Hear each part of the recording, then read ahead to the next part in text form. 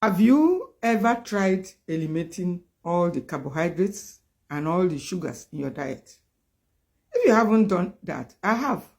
And in this video, I want to share some of the reasons why we often try to do that, because it is one of the feeders of disease. And so if you're trying to reverse any disease or trying to take back your health, like I did several years back, one of the very smart things you should be doing would be to take out the carbohydrates and the sugars. And then you start seeing results, because they are one of the feeders. When you want to stop feeding a disease, you stop bringing in the sugars and the carbohydrates, at least for temporarily. I did that. And the reasons, obviously, most people would like to do that. It's like when you are battling ailments like diabetes and several other ailments, it becomes necessary at times to stop the carbs for a while when you're trying to take back your health. And so I want to share with us in this very video some of the very no carbs, no sugar foods that you can also try including in your diet if you want to do that. They're very common foods. Most importantly, I want to eliminate the caffeinated teas like green tea, because they're also among the list. They're supposed to make the list, but I'm not going to be calling out any of the teas, caffeinated teas, sorry. But other teas, I'll mention it. One of the very top foods also that is rich in vitamins, minerals, though high in calorie, but almost a zero carb, is avocados. Yes, avocado is one of the top foods that those who are managing diabetes should embrace. Those who are trying to take back their health should also embrace, because it has almost a zero carbohydrates and zero sugar content naturally. Boiled egg. Boiled egg is another superfood that is quite low in calorie, but almost a zero carb and zero sugar content. Then the leafy greens. Most of the leafy greens, broccoli, spinach, and all of that, majority of them also are in this category.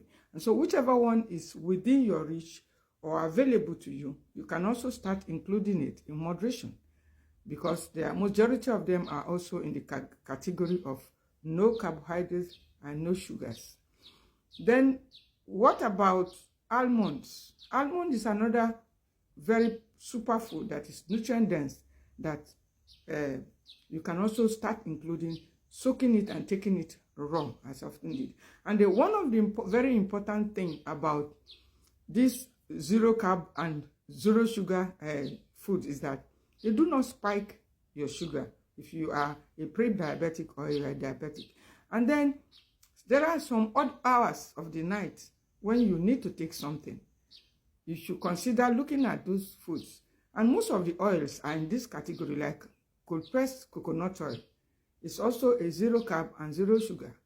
So it's one of such foods that you should consider if you want to run away from this carbohydrate for a while. Even sesame seed. Sesame seed is one of the very top foods, and the sesame seeds oil is a very good one if you're trying to just stay away from those carbs that feed diseases. You can also embrace it. Fenugreek seeds is another very good one.